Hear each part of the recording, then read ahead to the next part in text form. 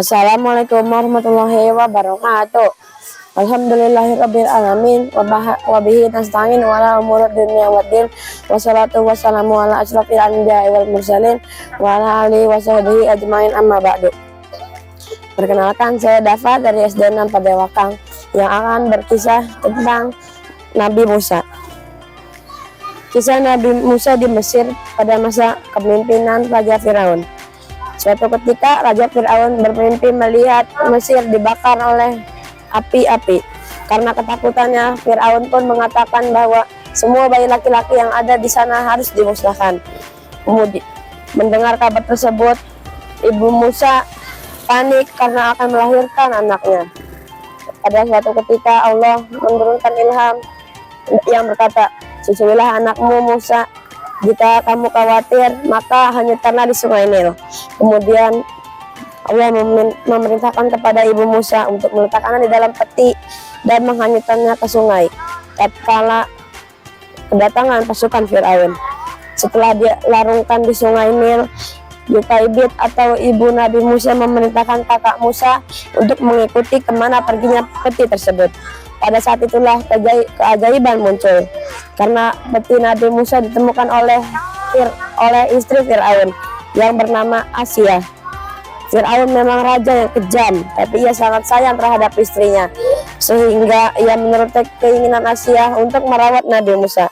Siti Asia pun mencari wanita untuk menyusui Nabi Musa, karena sejatinya ia hanya mau minum susu dari ibu kandungnya. Mendengar kabar tersebut, ibu Nabi Musa pun merasa senang, karena selain mendapat upah besar, ia pun tidak perlu khawatir Nabi Musa akan dibunuh. Itulah kisah Nabi Musa singkat saat dipertemukan kembali dengan ibunya. Nabi Musa ketika dewasa. Setelah beranjak dewasa, Nabi Musa meninggalkan istana Firaun untuk berkelana karena keselamatannya sedang terancam. Sebab terdapat salah satu pasukan Firaun yang terbunuh oleh Nabi Musa karena ia mendamaikan kalangan Bani Israel. Musa yang pergi tanpa tujuan bertemu dengan dua orang gadis yang sedang memperebutkan air untuk binatang ternak mereka. Nabi Musa pun berusaha membantunya. Ketika hendak pulang, mereka mengunduh Musa datang ke rumahnya. Di sana Nabi Musa singkat bertemu dengan Nabi Syuaib dan ia menceritakan segala permasalahannya di Mesir. Pada akhirnya Nabi Musa mendapatkan tawaran dari Nabi Syuaib untuk menikah dengan salah satu putrinya dan ia akan tinggal di Madian selama 10 tahun. Nabi Musa kembali ke Mesir. Nabi Musa teringat akan kaumnya, Bani Israel yang tertindas oleh Firaun. Ia pun memutuskan kembali ke Mesir untuk membebaskan kaumnya dari penindasan Firaun yang sangat keji. Nabi Musa didampingin Sahafura, istrinya, menerima wahyu di Bukit Persina. Kisah Nabi Musa singkat. Pada saat menerima wahyu, ia melihat ada cahaya putih dan suara yang dihususkan untuk Nabi Musa. Nabi Musa juga meminta kepada Allah Subhanahu wa Ta'ala untuk mengangkat Harun, saudara sepupunya, sebagai rasul, karena ia lebih lancar berbicara dibanding Musa. Setibanya di Mesir, Nabi Musa mengajak Firaun untuk kembali ke jalan benar sambil menunjukkan mukjizatnya yang diterima dari Allah. Tentu saja Firaun merasa murka dan ia pun memanggil seluruh tukang sihir yang ada di Mesir untuk melawan Nabi Musa sallallahu. Namun tidak ada satupun yang berhasil mengalahkan Nabi Musa, dan bahkan banyak tukang sihir yang mengikuti ajaran Nabi Musa. Firaun yang tidak terima itu menyiksa tukang sihir dan istrinya sampai meninggal.